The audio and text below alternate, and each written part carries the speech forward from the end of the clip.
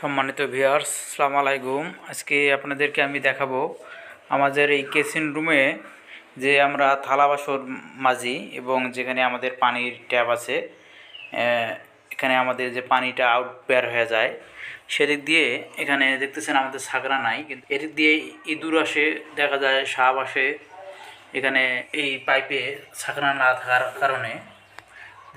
এটা আজকে আপনাদেরকে আমি বন্ধ করে দেখাবো অটো সিস্টেম করে। আপনাদেরকে আমি বাইরে নিয়ে দেখাচ্ছি।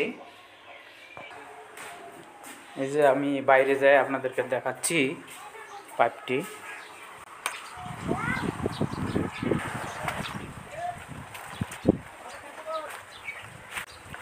এই যে আমাদের ড্রেন লাইন, পানির ড্রেন লাইন, যে আমাদের কিচেন রুমে বা বাথরুমে যে পানিগুলো আসে এই ড্রেন লাইন দিয়ে আসে।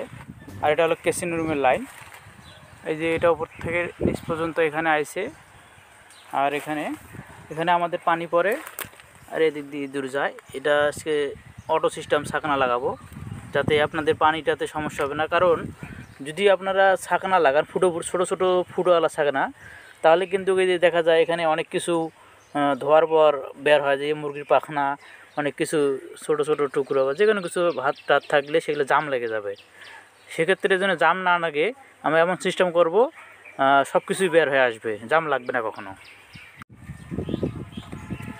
এখানে দেখতেছেন একটা আমি বোর্ড নিয়েছি, এটা প্লাস্টিকের বোর্ড।